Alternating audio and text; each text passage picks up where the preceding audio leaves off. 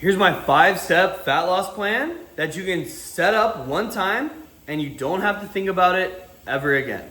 All right? Because one of the most frustrating things about losing fat is either you don't know if your plan is actually going to get results because you're not tracking your calories and protein, the two things that matter most, or you are tracking, but you're tracking every single meal, a bunch of different meals, and it's just tedious. It takes a lot of time.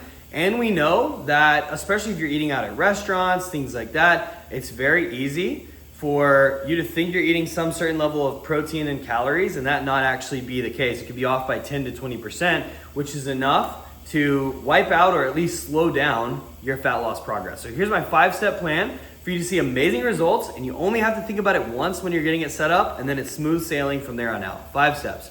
First, we determine your daily calorie intake. Next, we determine your daily protein intake. Then we determine how you want to split up those meals, like how many meals and snacks you want to eat per day. Then we want to divide up the calories and protein accordingly. So that's step 3 altogether.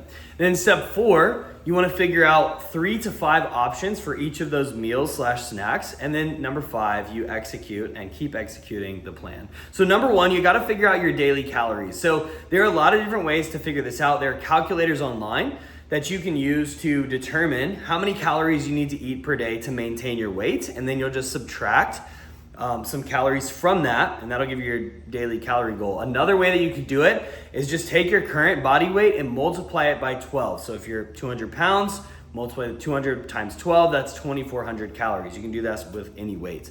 It's just a simple formula. Maybe not the most accurate, but it'll at least land you in the right ballpark to help you start making progress. Now, here's the thing you need to understand with the importance of calories, okay? A calorie deficit is the only way to lose weight consistently, okay? Besides, you could amputate an arm, that's gonna make the scale go down, but I don't think that's what we're looking for here. Okay, so if you wanna consistently lose fat, consistently lose weight, you've got to create a calorie deficit.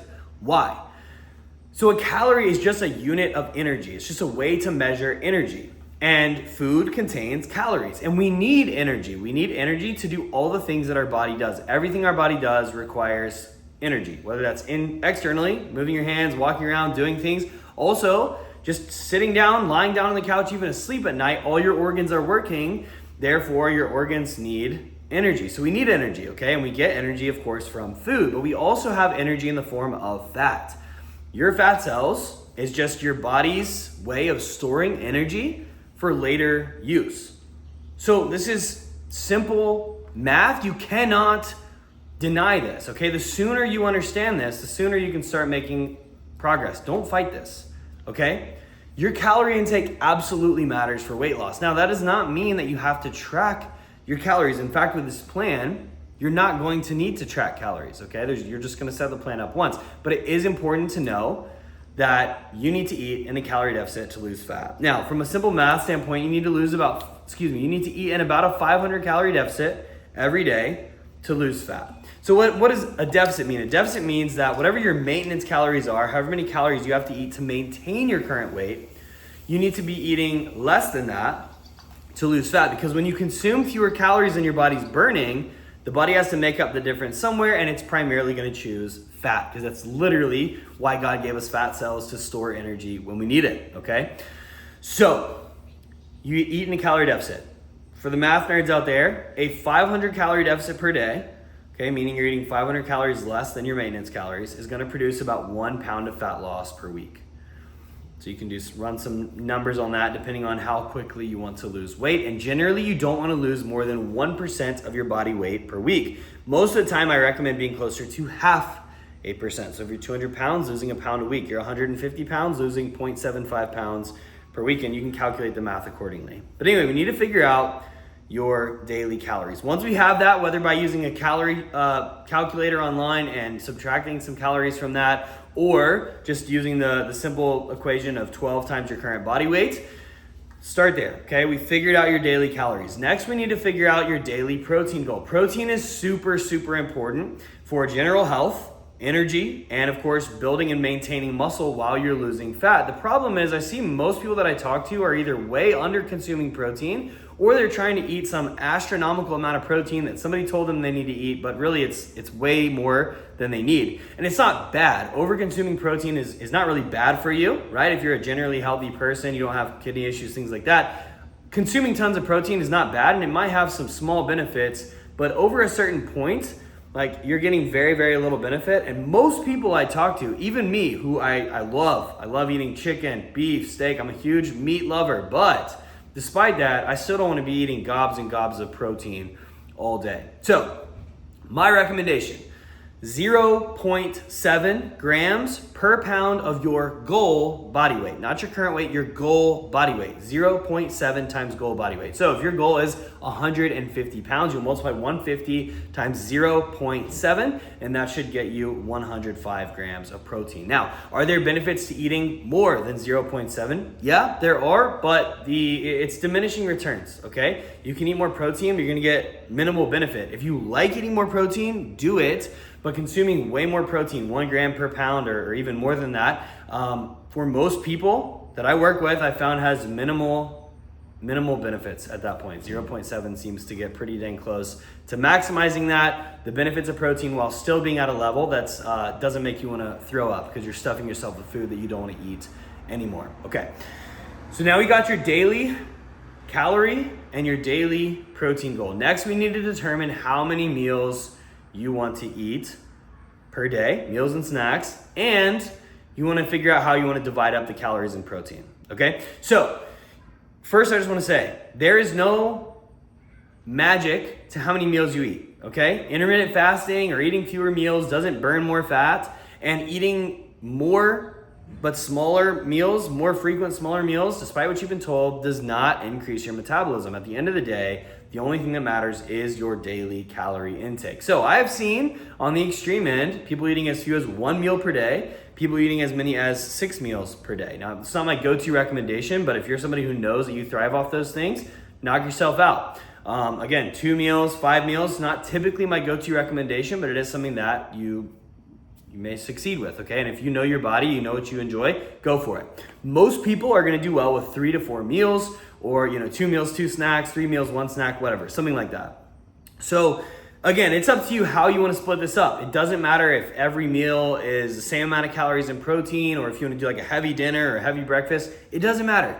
Just split it up in a way that you enjoy. Split it up in a way that you enjoy, that is going to leave you feeling your best. It's practical, that's what you wanna do. Because at the end of the day, 95% of the game is just hitting your daily calorie and protein goal.